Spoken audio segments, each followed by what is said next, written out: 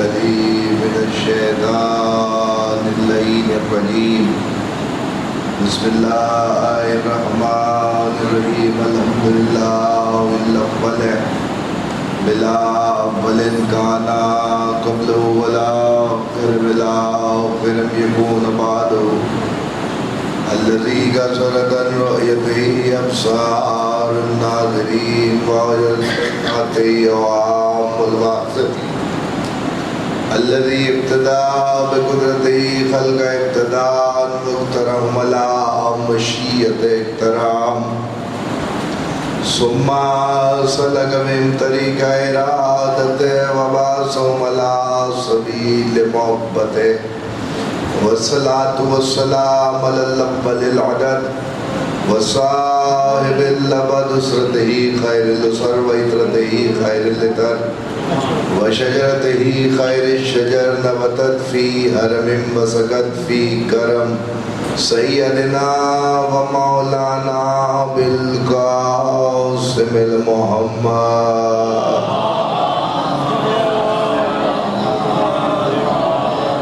والبيت الطيبين الطاهرين المعصومين المنتجبين المنتخبين الذين عذب الله عنهم الرجس وطهرهم تطهيرا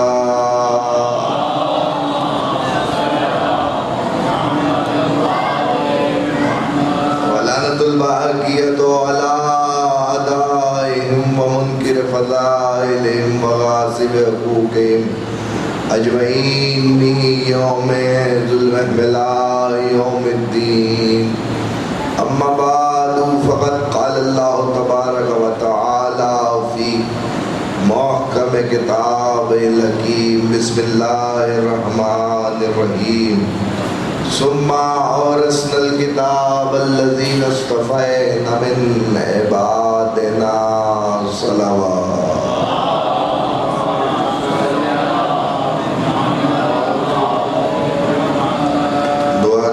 پروردگار عالم بانیان کا انتظام و انصرام بارگاہ عزتی میں قبول و منظور فرمائے. آپ تمام احباب کا اس فرش عزا پہ تشریف لانا مخدومہ عالمیان قبول و منظور فرمائے. جو مومن دلوں میں جو حاجت رکھ کے بیٹھا پروردگار عالم اس ذکر کے صدقے میں اس کی تمام دعاؤں کو مستجاب فرمائے. پروردگار جو بیمار ہیں انہیں شفاء کامل و عاجل عطا فرما. جو تنگ دست ہیں انہیں گشادہ رزق حلال و واسع عطا فرما. پروردگار عالم ہمارے وارث کے ظہور میں تعجیل فرما. ان کے احوال انصار میں شامل فرما. دعاؤں کی قبولیت کے لیے مل کے بآواز بلند صلوات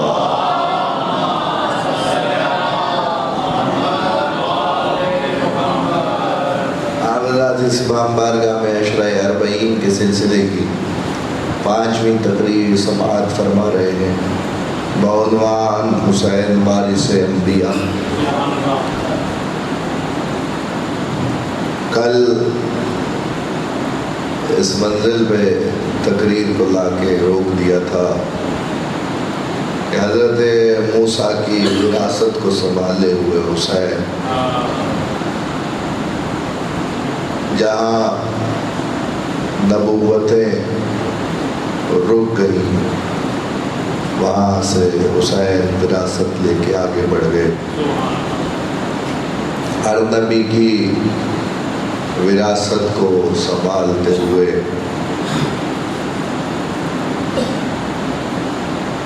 اس مقام تک حسین ابن علی لے آئے کہ آج اسلام کا جو بول بالا ہے، اسلام جس نہج پہ موجود ہے، یہ سب حسین ابن علی کا مقروض ہے. تو پھر اس بات کو ماننا پڑے گا کہ اگر اسلام مقروض ہے تو ہر نبی بھی حسین ابن علی کا مقروض ہے. کیونکہ اگر حسین نہ ہوتے تو اسلام مٹ چکا تھا. حسین نے اپنے لہو سے اسلام کو سینچا، اپنے لہو سے اسلام کی آبیاری کی۔ بات یہاں روک دی تھی لا کر کہ پروردگار سے موسیٰ یہ پوچھ رہے تھے، جو بھی کوئی بات ہوتی تھی موسیٰ طور پہ پوچھنے کے لیے چلے جاتے تھے۔ بڑی ہی لاڈلی قوم ہے بنی اسرائیل، جس سے اللہ جو بات کہتے موسیٰ اللہ سے رابطہ کروا دیتے تھے اور طور پہ ساری گفتگو ہو جاتی تھی۔ لکھا ہے مورخین نے کہ ایک دن قوم نے یہ کہا، موسیٰ ہم چاہتے ہیں کہ ہم اللہ سے ملاقات کریں، ہم اللہ سے ملنا چاہتے ہیں۔ موسیٰ طور پہ چلے گئے۔ آپ کو پتہ ہے اتنی لاڈلی قوم ہے کہ اسلام شرائط پہ لے کے آئی ہے، اور شرط کیا رکھی کہ موسیٰ ہم تیرے اللہ کو مان تو رہے ہیں، مگر تو اپنے اللہ سے یہ کہے کہ وہ ہمیں آسمان سے کھانا بھیجا کرے، آسمان سے کھانا بھیجا کرے، ہم یہاں زمین سے کھانا نہیں کھائیں گے۔ تو اللہ نے ان کے لیے من و سلوہ اتار دیا۔ جب تیتر کھا کھا کے بھنے ہوئے کھانے کھا کے تھک گئے تو کہنے لگے اب اللہ سے کہ زمین سے ترکاری بھیج۔ یعنی اللہ ہر بات ماننے چلا جا رہا ہے، جو بنی اسرائیل کہہ رہے ہیں اللہ ماننے چلا جا رہا ہے، ماننے چلا جا رہا ہے۔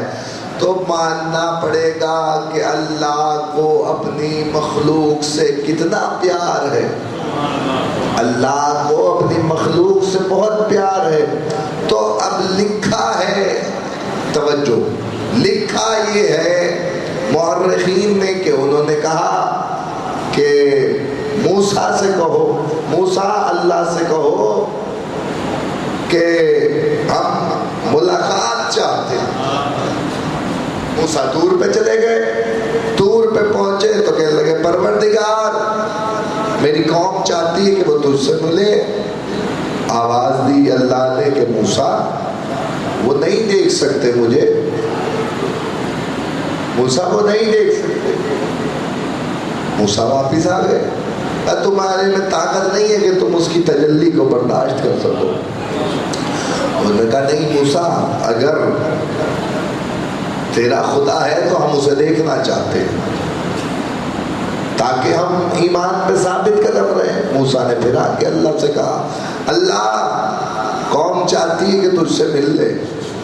جب اصرار بڑھا، توجہ، جب اصرار بڑھا، بات شروع ہو گئی ہے، جب اصرار بڑھا تو ایسے میں اللہ نے کہا اچھا 70,000 کی قوم ہے تو 70,000 کی قوم میں سے 7,000 کا انتخاب کرو، 7,000 میں سے 700 کو چنو، 700 میں سے 70 کو چنو، جو سب سے زیادہ متقی پرہیزگار ہو، تقوی کی آخری منزلوں پر ہو، تمہاری نگاہ میں جو سب سے زیادہ عبادت گزار ہو، ان کو چن کے طور پہ لے آؤ، ہم ان سے ملاقات کریں گے۔ یعنی بات یہاں تک پہنچ گئی ہے کہ 70 چن لیے گئے اور 70 کو چننے کے بعد کہا کہ طور پہ لے آؤ، طور پہ لاؤ، ہم ان سے ملاقات کریں گے۔ جب 70 طور پہ پہنچے ایک تجلی ہوئی۔ اب میں اس بحث میں نہیں پڑھتا، مفسرین نے یہاں بہت بحث کی ہے کہ وہ تجلی کس کی تھی، کیا خود پروردگار کا نور تھا؟ اب یہاں ایک حدیث میرے سامنے موجود ہے، وہ میں آپ کے سامنے بیان کر دیتا ہوں۔ معصوم کی حدیث ہے، جسے سمجھ میں آئے وہ رکھے، جسے نہ سمجھ میں آئے، معصوم فرماتے ہیں اگر ہماری بات کسی کو سمجھ میں آئے تو اسے قبول کرے، نہیں سمجھ میں آتی تو ہماری طرف واپس لوٹا دے، انکار کر کے کافر مت ہو جانا۔ معصوم فرماتے ہیں وہ تجلی خدا کی نہیں تھی بلکہ ہمارے ایک چاہنے والے قروبیہ کی تھی جو اس وقت وہاں ہوئی، جس کا اثر یہ تھا کہ ایک چاہنے والا معصوم کا ایک چاہنے والا جس کی تجلی کا اثر یہ تھا کہ وہ 70 مر گئے۔ 70 جو چن کے لائے تھے وہ 70 اس نور کی تجلی کو دیکھ کے مر گئے، اور موسیٰ غش میں آ گئے۔ جو بے ہوش ہو جائے وہ نبی نہیں ہوتا۔ موسیٰ غش میں آ گئے، اور لکھا ہے مورخین نے۔ اب مجھے آپ سے سوال کرنا ہے، وہ جو 70 تھے جو سب سے زیادہ پرہیزگار متقی تھے، جنہیں موسیٰ نے چنا تھا، ایک معصوم کا انتخاب تھے، ایک معصوم نبی کا انتخاب تھے، یہودیوں میں تھے۔ بتاؤ آج کیا ان کا نام موجود ہے؟ کوئی بتا سکتا ہے کہ وہ 70 کون تھے؟ جاؤ یہودیوں سے جا کے پوچھ لو کہ جنہیں موسیٰ نے چنا تھا وہ 70 کون تھے۔ یہودی تو وہ ہیں جو اپنی ایک ایک بات کو یاد رکھتے ہیں، اور انہوں نے آج تک اپنی باتوں کو سنبھال کے رکھا ہوا ہے۔ ان یہودیوں سے پوچھو جنہوں نے اللہ سے ملاقات کا شوق پیدا کیا تھا اور جنہیں موسیٰ نے چنا تھا، وہ 70 لوگ کون تھے؟ تو وہ کہیں گے ہمیں نہیں پتا، حالانکہ بنی اسرائیل میں سے ہی 70 تھے، لیکن نہیں جانتے کہ وہ کون تھے۔ کیا کہنے حسین ابن علی تیرے، تو نے 72 ایسے چنے کہ آج تک روشن ہے۔ 72 ایسے چنے۔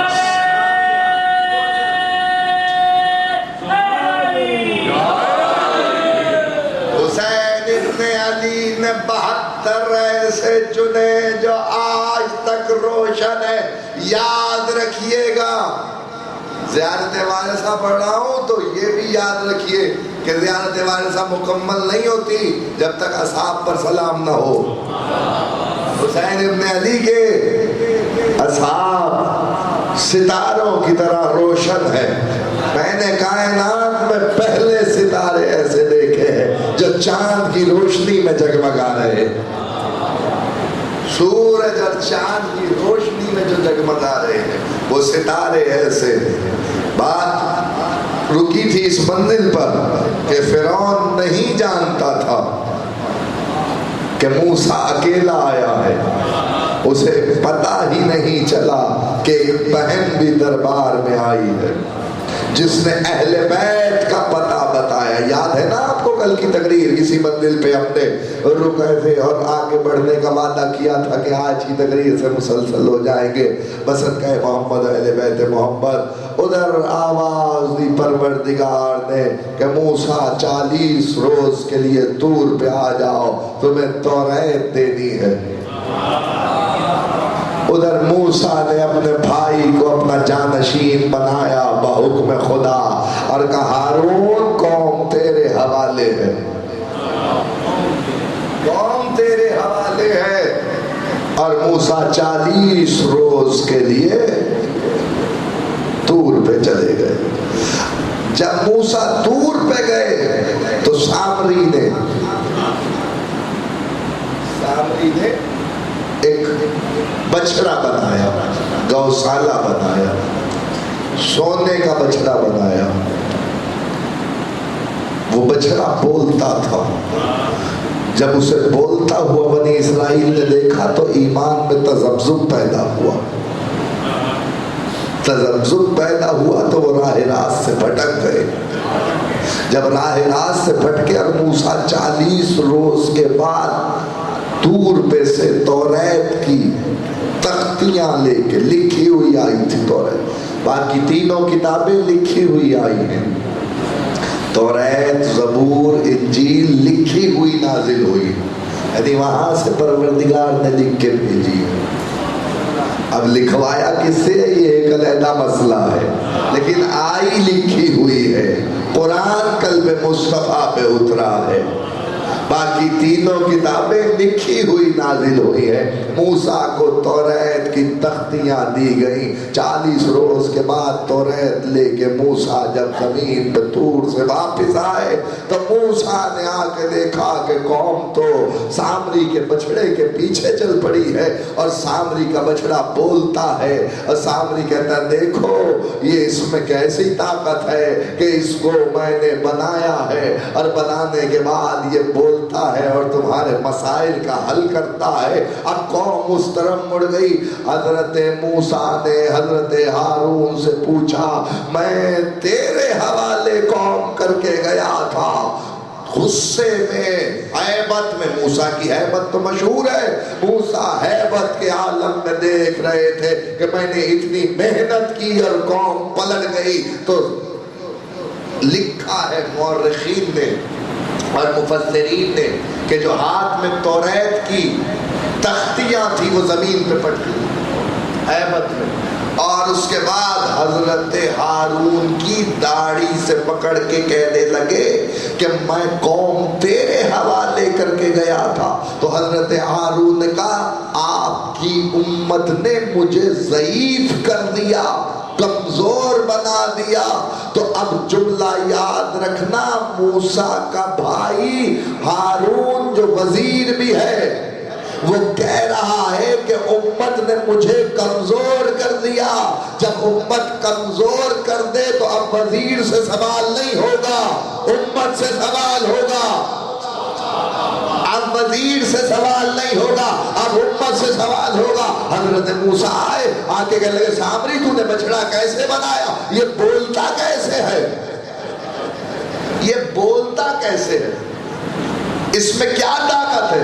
تو کہنے لگا موسیٰ میں ایک دن تمہارا پیچھا کر رہا تھا تو میں نے دیکھا تم کسی سے باتیں کر رہے ہو۔ جب میں نے تمہیں دیکھا کہ تم کسی سے باتیں کر رہے ہو تو میں نے دیکھا کہ جیسے ہی وہ شخص جس سے تم باتیں کر رہے تھے وہ قدم اٹھاتا ہے تو نیچے اس کے پیر سے جو ذرے، جو زمین کے ذرے ہیں، مٹی کے ذرے جو وہ اس کے پیر سے مس ہوتے ہیں تو ان میں ایک صلاحیت پیدا ہوتی ہے، وہ اڑنے لگتے ہیں۔ تو میں نے پیچھے پیچھے وہ ذرے چننے شروع کیے، ان ذروں کو سونے میں ملا کر میں نے یہ بچڑا شامل کیا تو وہ فرشتہ وحی ہے جس سے موسیٰ باتیں کر رہے ہوتے تھے۔ تو اس کے نالین میں اتنی توجہ، اس کے نالین میں اتنی طاقت ہے کہ سامری کا بچڑا بولنے لگتا ہے۔ جو فرشتہ وحی ہے وہ علی کے نور کے صدقے میں پیدا ہوا ہے، جس کے نور کے صدقے میں اتنی طاقت ہو، اس علی کے نور میں کیسی طاقت،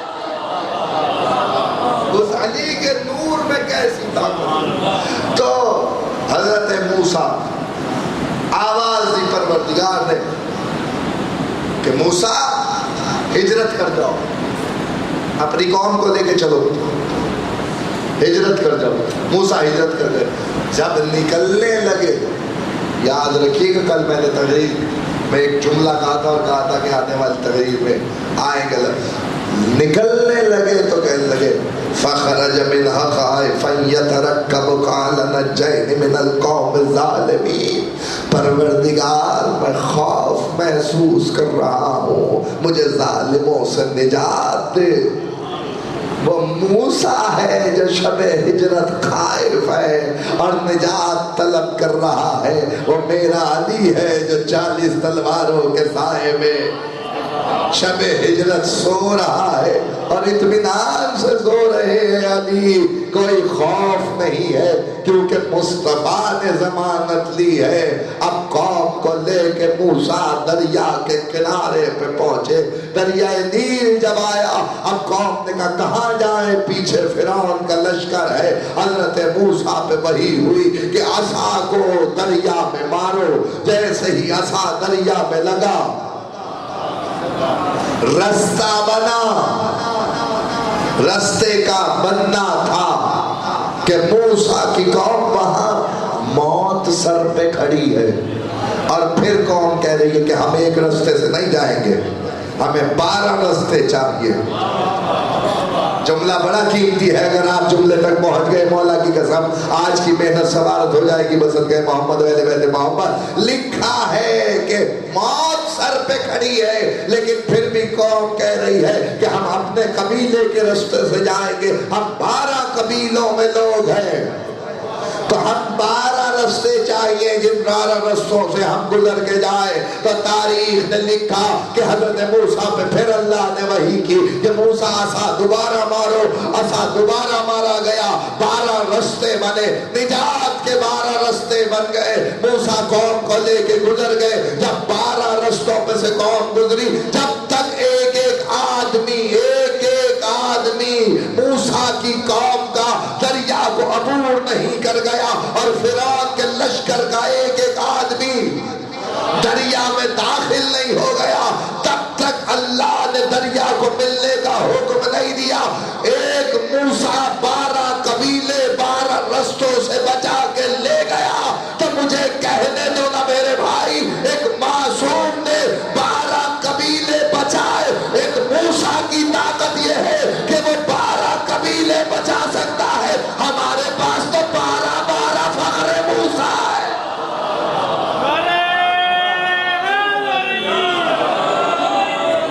ایک موسیٰ 12 قبیلے بچا لے، اور جب 12 فخر موسیٰ ہو جنہوں نے موسیٰ کی نبوت کو بچایا ہوا ہے، موسیٰ کی وراثت کو سنبھالے ہوئے ہیں، تو پھر یہی کہنا پڑے گا حسین ابن علی جو وارث ہے وہ بھی تو نجات دہندہ ہے.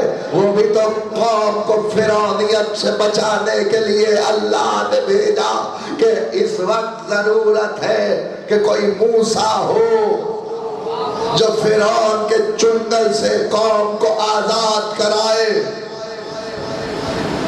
اچھا ماشاءاللہ سارے آگے. ایک سوال ہے، 2 دن کی تاخیر ہوئی تھی، وہ راستے کی وجہ سے ہوئی تھی، اور میں پھر بھی 9:15 بجے پہنچ گیا تھا، لیکن پھر ذاکر صاحب بیٹھ گئے تھے تو 10 بجے ممبر پہ آئے اور مسلسل باقی 3 روز سے تو 9 بجے ہی خطاب فرما رہے ہیں.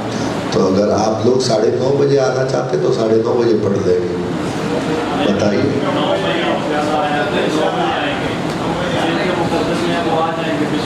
صلوات بھیجیے محمد.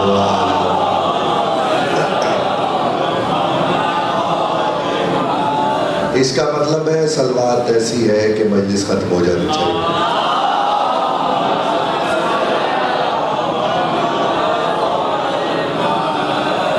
تو ہمارے پاس تو 12 نجات کے ذریعے جیسے ہی دریا عبور کیا بنی اسرائیل بچ گئے، جان میں جان آئی، پھر سرکش ہوئے، جنگل میں آ گئے، پھر نافرمانی. اللہ نے کہا کہ موسیٰ اب یہ پھر کئی سال تک اسی جنگل میں بھٹکیں گے اور یہ باہر نہیں نکل سکتے. جب اس جنگل میں بھٹک کے تھک گئے اور باہر نکلنے کا راستہ نہیں ملا تو اب پھر موسیٰ کے پاس آئے.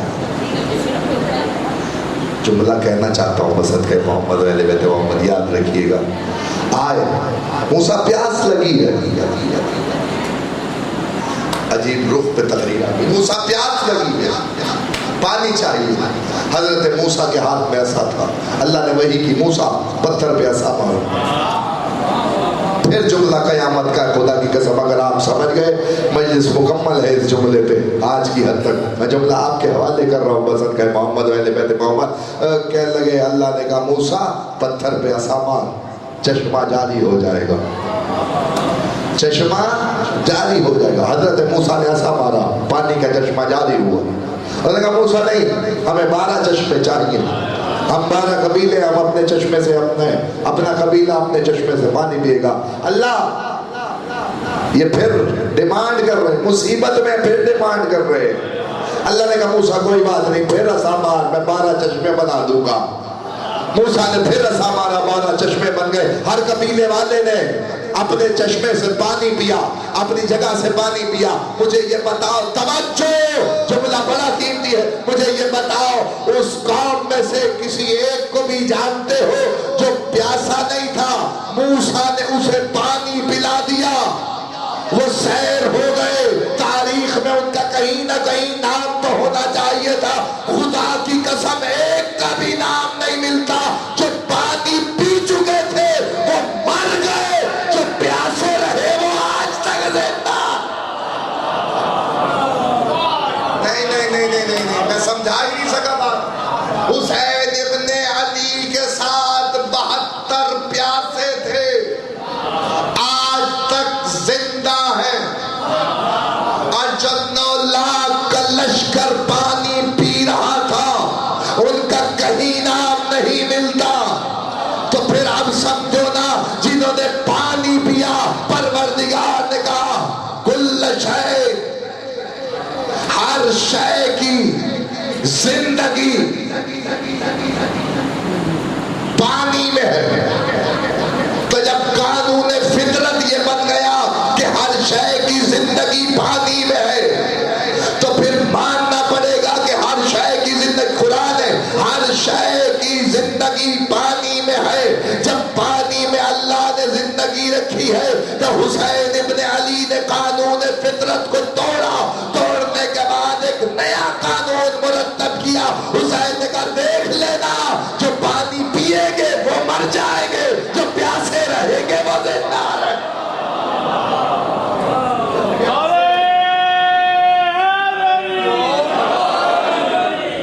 جو پیاسے رہیں گے وہ زندہ رہیں گے۔ قانون فطرت کو توڑ دیا حسین نے۔ یہ وارث موسیٰ ہے۔ تو پروردگار اب انہیں نجات کیسے ملے؟ اب یہاں پیاس میں رکا ہوں تو ایک جملہ اور سنو۔ جب مومن دنیا سے جاتا ہے اور منافق دنیا سے جاتا ہے، جانا تو سب نے، یہاں تو کوئی نہیں رہ سکتا۔ ایک خضر ہے جنہوں نے آب حیات پیا ہے، اور جب آب حیات پیا ہے، سنیے، جب آب حیات پیا ہے حضرت خضر نے، تو ہر ایک کی رہنمائی کے لیے اگر کوئی رستہ بھٹک جائے تو حضرت خضر راستہ بتانے آ جاتے، اگر ان سے کوئی توسل کرے۔ خضر نے آب حیات پیا، لیکن خضر کے پاس علم موسیٰ سے زیادہ ہے۔ خضر کے پاس علم موسیٰ سے زیادہ ہے۔ اولی العزم پیغمبر ہے، کتاب اتاری ہے اللہ نے، لیکن حضرت موسیٰ کو اللہ نے کہا کہ علم سیکھنا ہے تو خضر کے پاس جاؤ۔ اس وقت سارا واقعہ نہیں بیان کر سکتا، بہت طویل واقعہ ہے۔ حضرت خضر نے کہا لن تستطیعی معی صبرا، موسیٰ تم میں صبر نہیں ہے، تم میرے ساتھ نہیں چل سکتے۔ قرآن ہے، موسیٰ تم میں صبر نہیں۔ حضرت موسیٰ نے کہا نہیں خضر میں صبر کروں، تو کہنے لگے اگر صبر کرو گے تو علم آ جائے گا۔ قانون یہ ہے کہ جب صبر کرتا ہے انسان تو علم آتا ہے، صبر کرو گے تو علم آ جائے گا۔ چل پڑے، ایک دیوار کے پاس سے گزرے، دیوار کے نیچے کافر تھے، دیوار گرنے والی تھی۔ حضرت خضر نے دیوار ٹھیک کر دی۔ موسیٰ نے کہا یہ کیا، یہ تو اللہ کو مانتے ہی نہیں تھے، انہیں تمہیں بچا لیا۔ حضرت خضر نے کہا میں نے تمہیں کہا تھا نا تم صبر نہیں کر سکتے۔ حضرت موسیٰ خاموش ہو گئے، آگے بڑھ گئے۔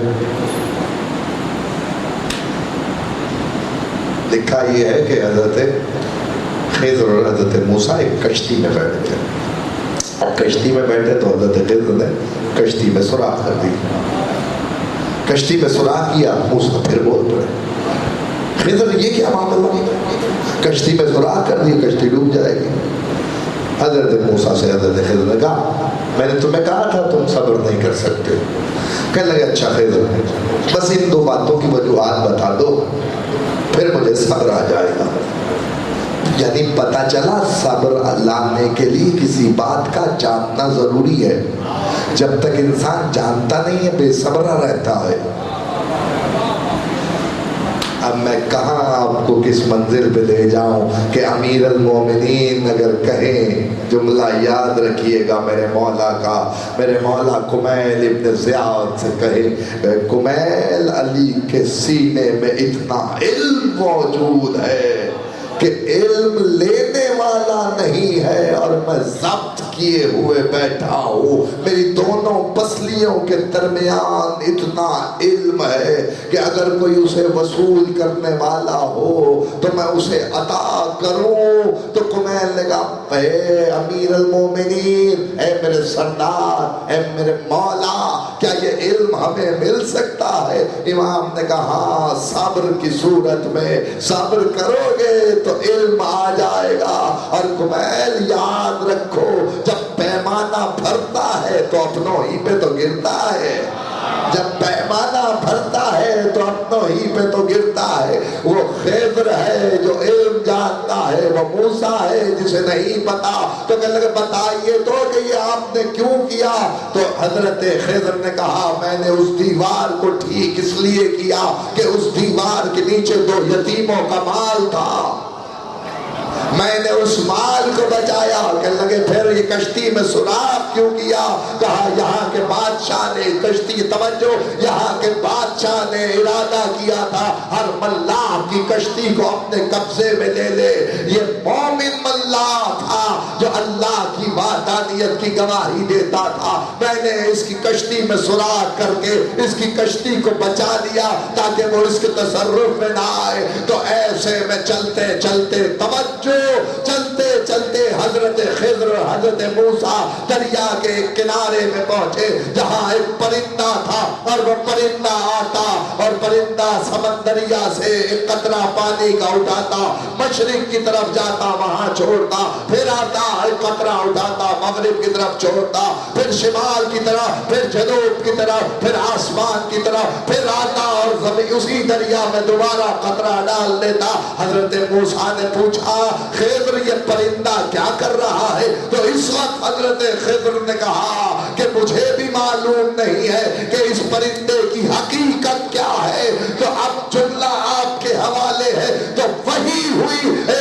خضر اور موسیٰ، یہ دنیا کو پرندہ یہ بتانا چاہتا ہے اپنے علم پہ غرور مت کرنا.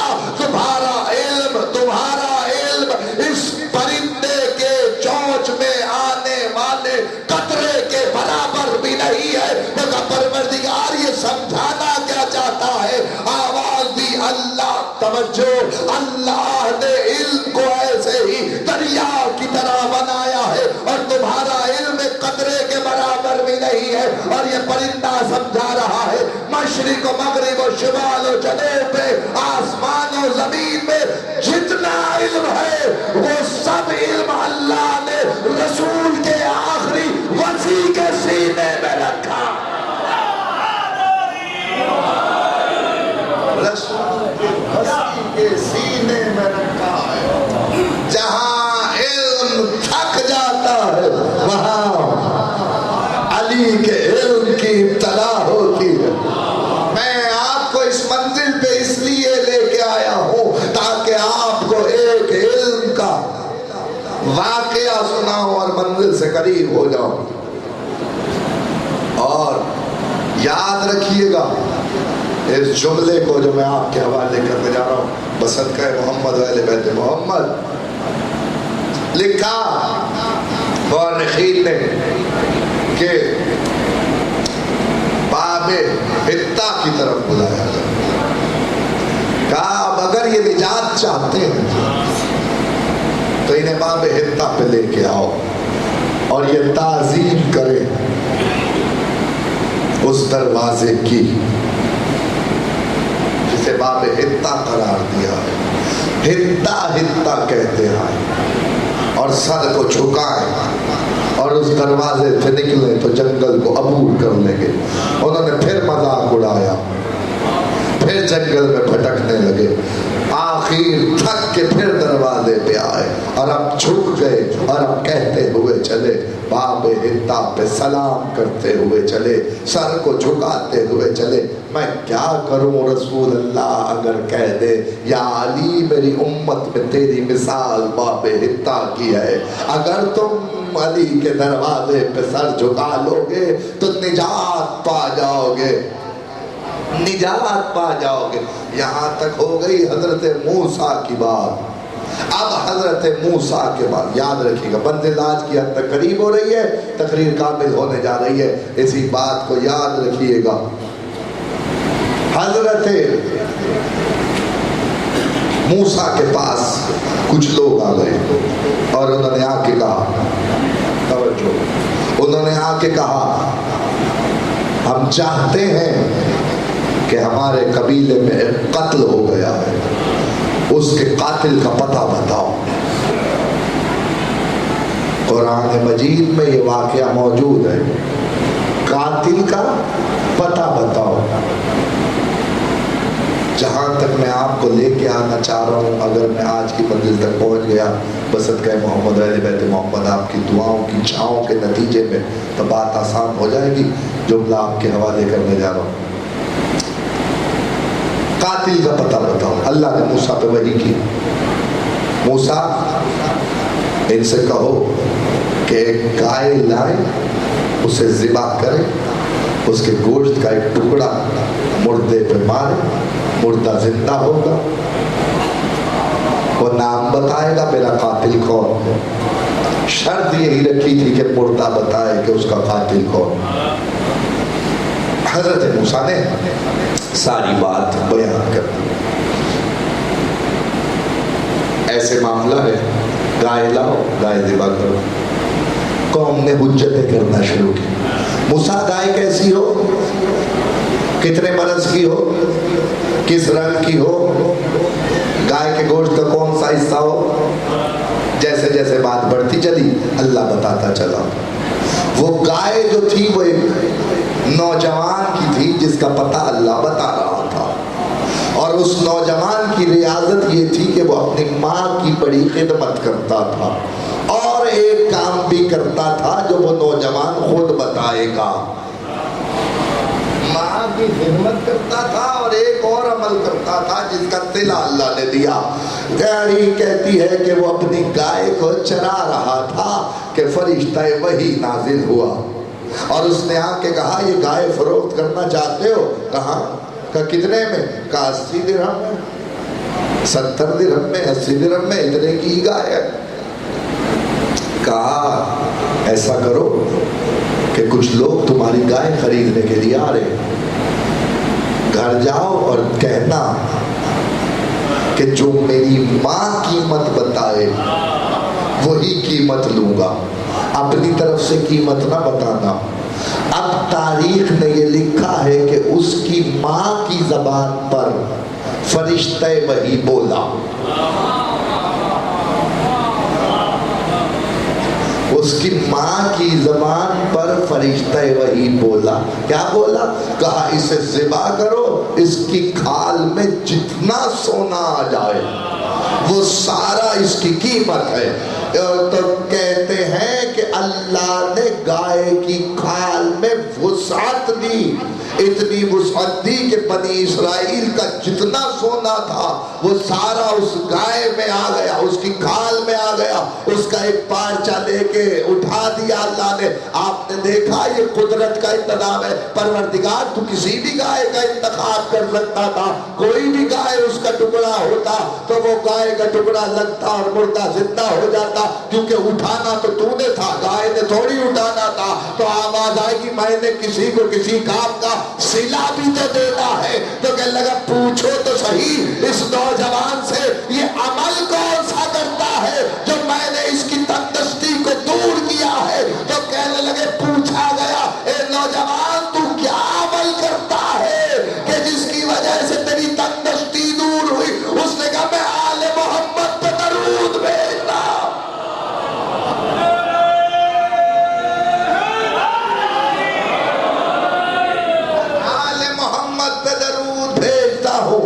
میں آل محمد پہ درود ہے، یاد رکھنا جملہ آپ کے حوالے کرنے جا رہا ہوں بصدقہ محمد و اہل بیت محمد۔ چلو جہاں تقریر کو روکا تھا فرعون غرق ہو گیا، لیکن اس کو پتہ نہ چل سکا کہ بہن آئی ہوئی ہے جو اہل بیت کا پتہ بتانے جا رہی ہے۔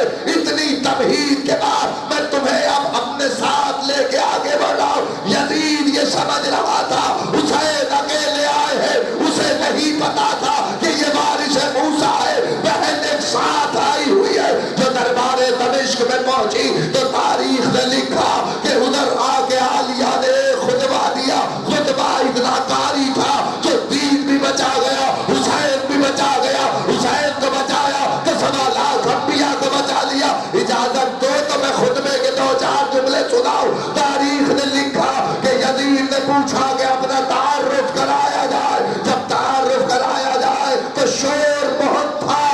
یزید نے کہا تیرے اختیار میں ہے، توجہ اس منزل تک آپ کو لے کے آنا تھا۔ بھرے ہوئے دربار میں شور ہے اور یزید نے، جملہ یہاں آیا، یزید نے کہا کہ میرا اختیار تھا کہ ایک باغی کو قتل کیا ہے۔ عالیہ نے کہا خاموش، اب تک میں نمازی منواتی آئی ہوں، اسی کے لیے توجہ، اسی کے لیے ہاتھوں میں رسیاں ہیں۔ تیرے دربار میں پہنچنے کے بعد جب عالیہ بولی تو پورے دربار میں سناٹا تھا۔ جملے یاد رکھنا میری شہزادی کے۔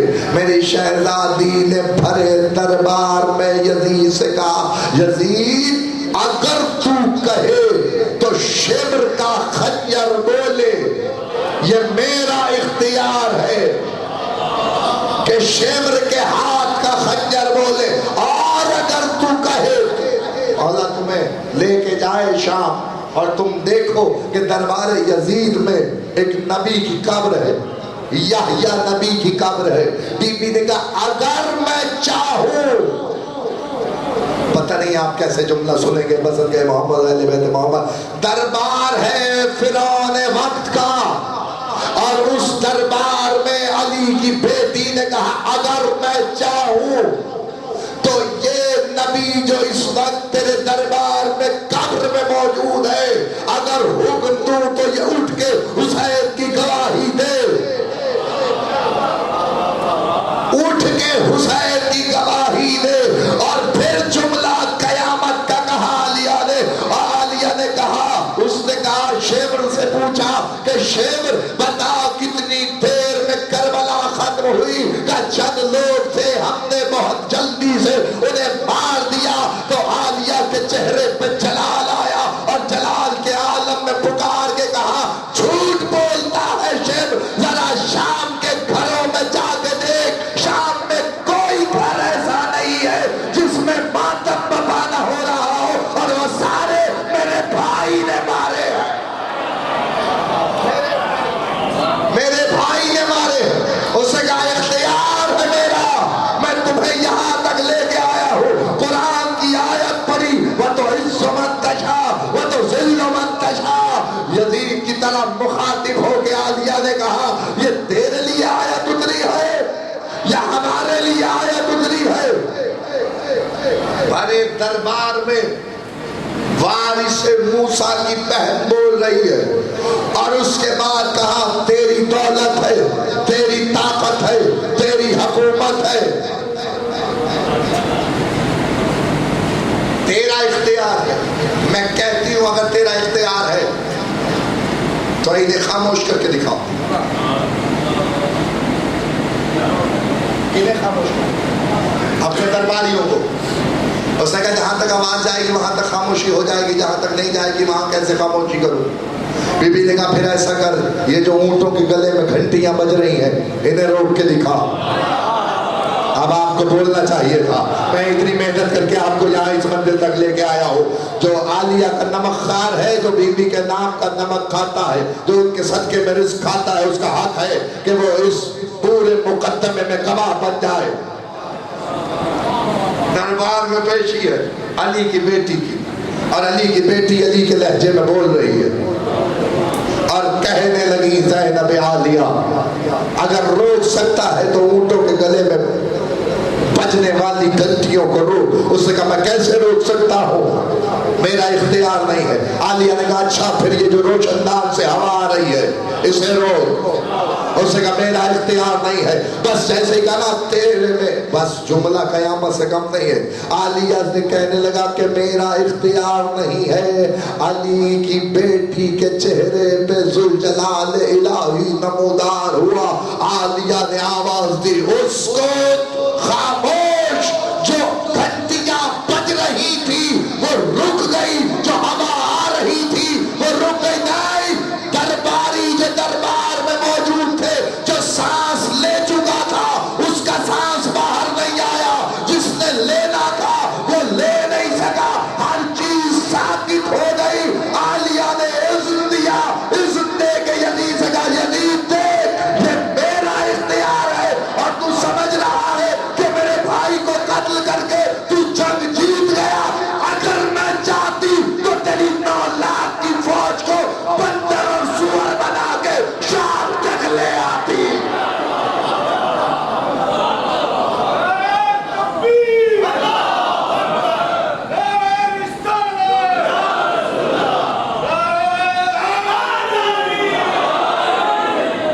یہ ایک علی کی بیٹی کا اختیار ہے, یہ ایک ولی کی بیٹی کا اختیار ہے جو خود بھی ولیہ ہے, جس نے حسین کو بچا لیا اور قصر فرعون کو زلزلے میں ڈال دیا, نست و نابود کر دیا.